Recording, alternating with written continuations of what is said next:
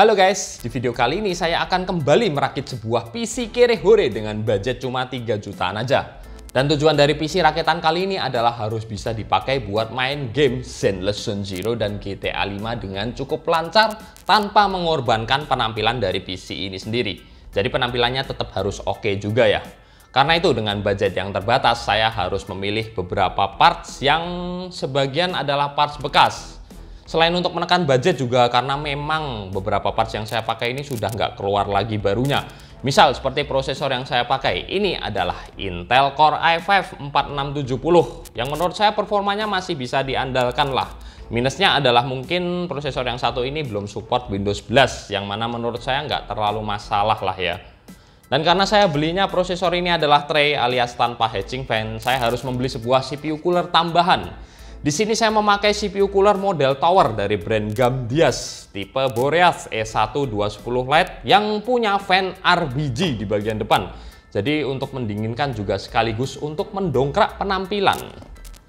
Thermal paste-nya ini di sini saya memakai dari brand Polar Therm X10. Ini opsional ya, karena CPU cooler Gambias ini pun sudah include thermal paste.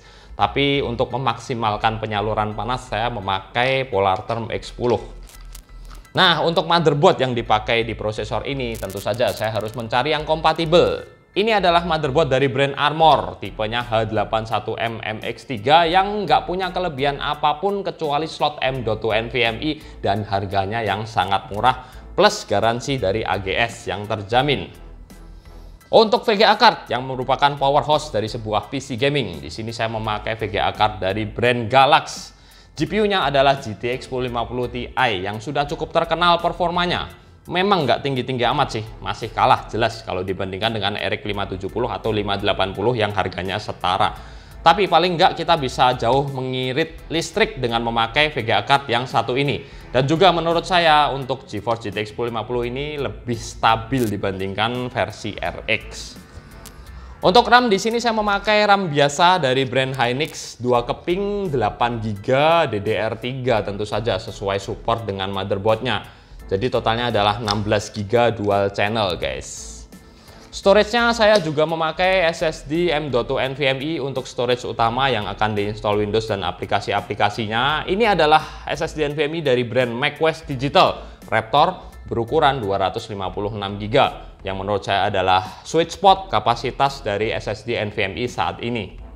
Untuk storage secondary yang biasa dipakai buat menyimpan data maupun game-game, saya di sini masih memakai sebuah hard disk karena memang budgetnya yang minimal ya. Ini adalah Seagate desktop hard disk 500GB aja. Karena entah kenapa yang 1 tera belakangan ini agak sedikit naik harganya. Sedangkan yang 500GB masih di bawah 100.000 kalian bisa mendapatkan harddisk seperti ini. Jadi mending saya pakai yang 500.000 juga. Kemudian untuk menyalakan ini semua saya memakai sebuah power supply yang cukup low budget, tapi saya sudah pernah tes dan review power supply ini juga ya. Menurut saya nggak jelek-jelek amat. Ini adalah power supply dari brand Cube Gaming.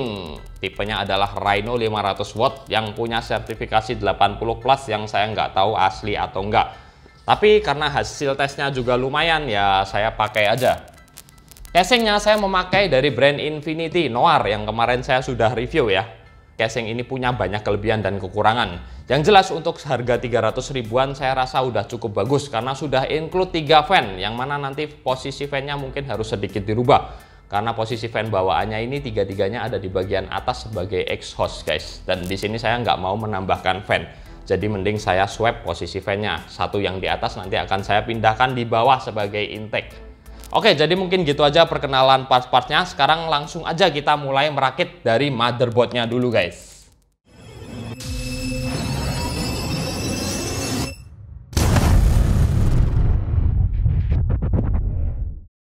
Sambil merakit saya akan memberikan tutorial singkat ya. Dan ini posisinya sudah keluar semua dari boxnya. Pertama-tama kita akan memasang prosesor ke motherboard. Ini simple aja, kita buka kuncian untuk prosesor, kita buka cover bawaan motherboardnya, dan kita pasangkan prosesor ke soket di motherboard.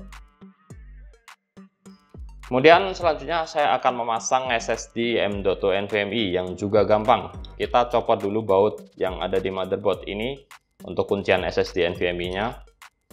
Kemudian kita pasang SSD NVMe dengan posisi seperti ini, miring sedikit terus didorong.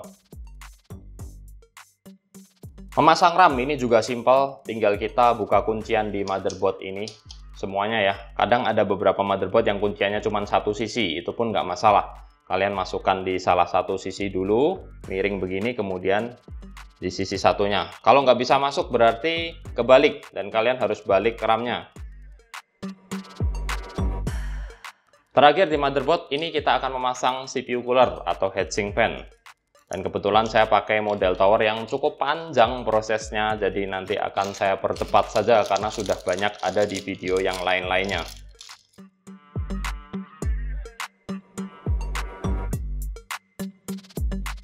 Oh ya, tentu saja jangan lupa untuk meng-apply thermal paste ya. Kalian bisa apply di bagian base plate CPU cooler ataupun bisa di prosesornya langsung. Dan bisa apply di jari seperti ini juga guys, secara tidak sengaja.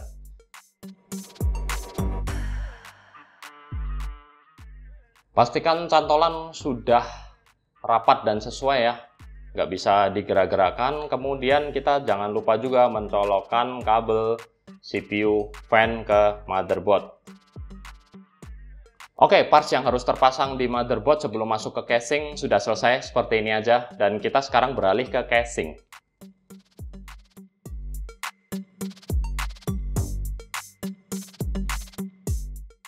Pertama-tama saya akan merubah posisi fan yang ada di atas ini, salah satunya untuk saya pindah ke bawah sebagai intake supaya ada airflow intake-nya ya. Karena kalau semua terpasang di atas ini semuanya posisinya nyedot keluar guys, dan saya nggak akan menambahkan fan apapun di casing ini.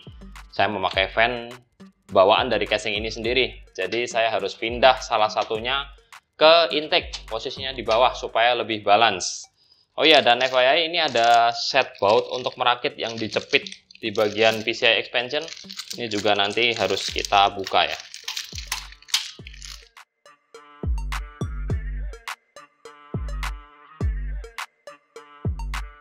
Untuk casing ini sudah disediakan baut panjang untuk memasang fan di atas cover power supply ya. Jadi tinggal kita pasin dan kita pasang aja seperti ini. Dan ini sepertinya kita bakalan sedikit ada masalah guys, karena dia posisinya terlalu mepet ke belakang, dan ini pasti obeng saya nggak bisa nahan.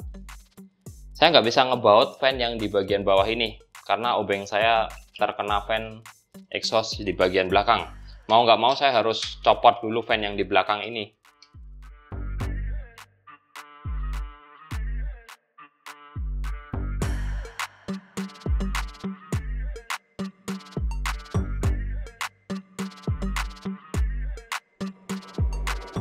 Kita akan lanjut memasang motherboard. Pertama-tama kita pasang IO shield-nya ini dulu di bagian belakang casing. Dan setelah saya perhatikan di casing ini juga untuk mur atau baut stand off-nya belum terpasang guys. Ada di set baut ini tadi sih, yang warnanya kuning-kuning kecil ini ya. Jadi kita harus pasang manual sesuai dengan motherboard kita. Jadi mungkin saya harus fitting dulu posisi lubang baut yang akan dipakai oleh motherboard kecil ini. Sepertinya cuma butuh 4 ya. Oke, yang sebelah situ, tengah, dan yang bawah. Ya betul, cuma butuh 4 karena ini memang motherboardnya sangat kecil.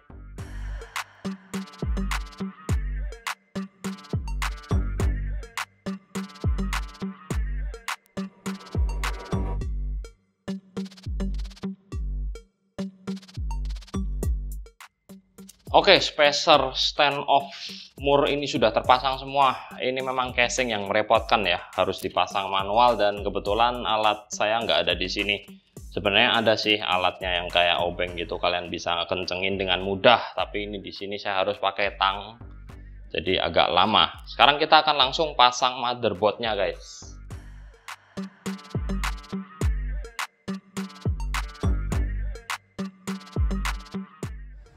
Selanjutnya saya akan memasang kabel-kabel dari front panel casing ke motherboard ya, lewat bawah sini.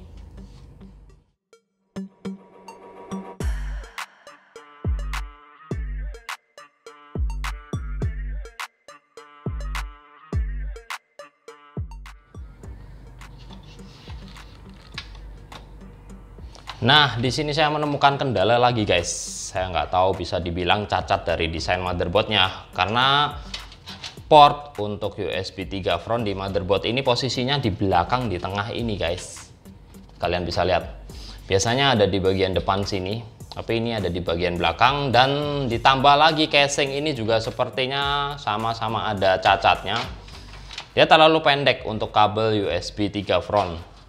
Jadi nggak nyampe, saya nggak bisa colokin kabel USB 3 front ke motherboard. Ini berarti front USB 3 di casing ini nanti nggak bakalan bisa bekerja. Ini sebenarnya kalau dia posisi portnya ada di depan sini masih bisa ya. Ini masih sampai. Yang biasanya motherboard umum, tapi karena ini motherboardnya nggak umum, jadi nggak bisa dicolok. Sayang sekali, tapi ya udahlah, nggak apa-apa.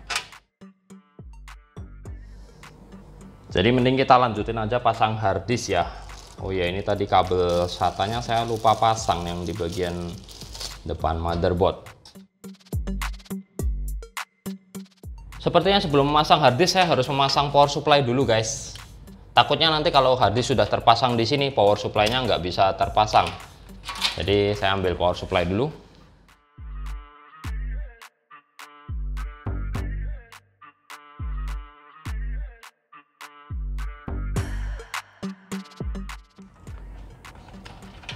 Ini saya colokkan dulu kabel SATA data dan SATA powernya, karena saya takut kalau misal sudah terpasang biasanya kita akan kesusahan untuk memasang kabelnya. Jadi kita pasang kabelnya dulu, baru kita pasang harddisknya di baut dari bagian bawah casing ini guys.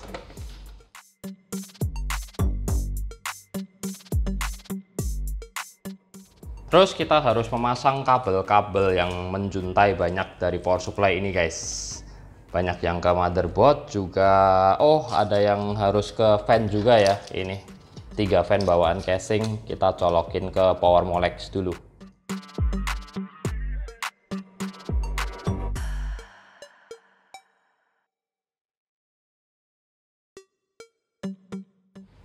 Dan parts terakhir yang harus dipasang dan yang menurut saya paling penting adalah VGA card. Ini nggak bisa langsung dipasang ya, kita harus copot dulu cover PCI expansion slot yang ada di casing. Ini tinggal dipatahin aja, digoyang-goyang, karena ini tipe yang sekali lepas buang, nggak bisa di detachable. Oh, ini kuncinya harus dilepas dulu guys, digeser ya, begini baru VGA cardnya bisa masuk. Nah, baru kita bisa kunci lagi. Oke, PC ini secara tidak langsung sudah selesai rakitannya, dan seperti biasa sebelum menata semuanya saya akan mencoba menyalakan PC ini apakah bisa nyala normal.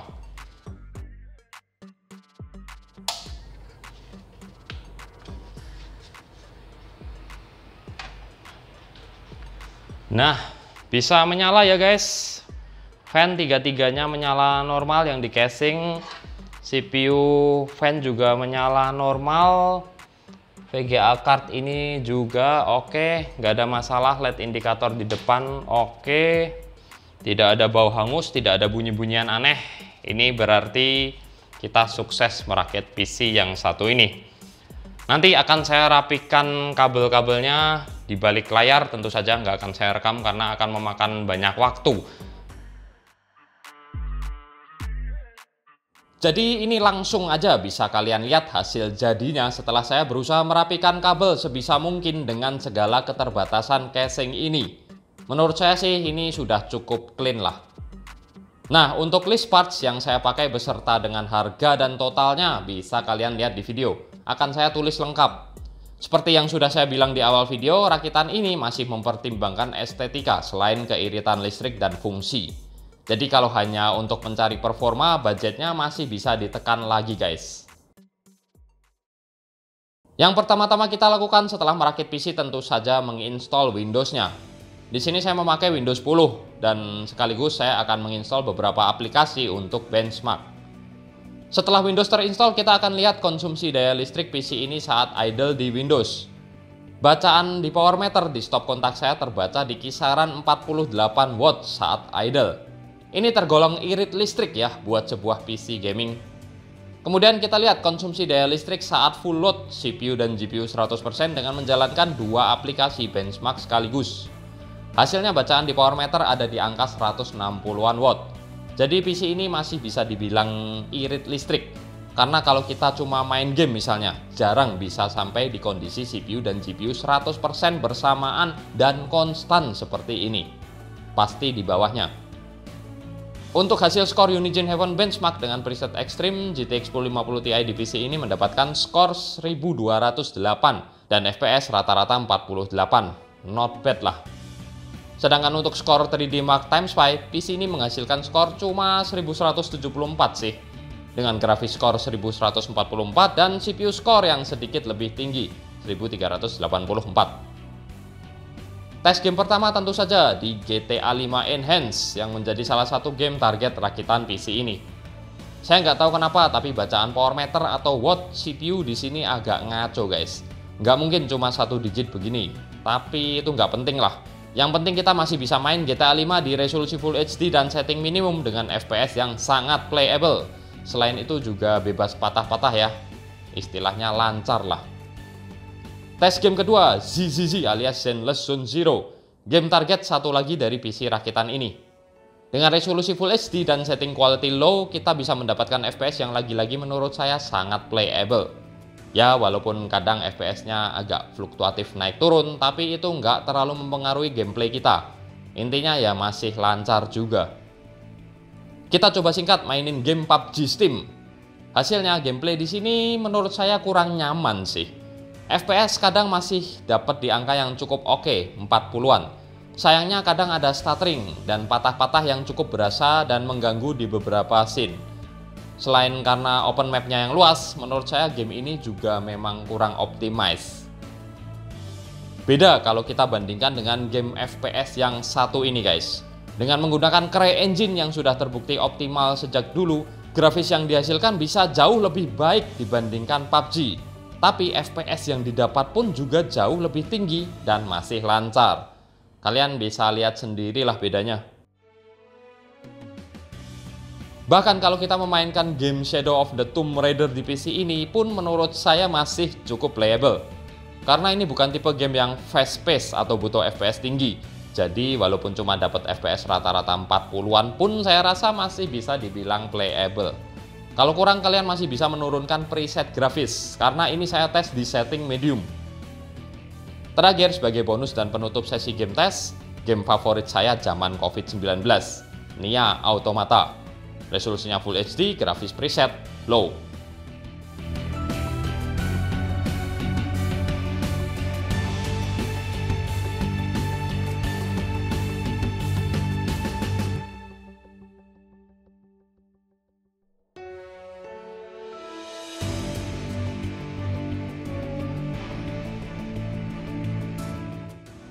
Oke, jadi mungkin gitu aja ya konten PC rakitan Kirihore 3 jutaan saya yang kali ini. Tadi kalian sudah bisa lihat sendiri, performanya nggak jelek-jelek banget, masih oke lah bisa dipakai buat main berbagai macam game AAA sekalipun. Dan FYI, PC ini nanti akan saya jual di marketplace, buat kalian yang berminat bisa cek linknya di deskripsi. Akhir kata, saya Hendy pamit dulu dan makasih udah nonton.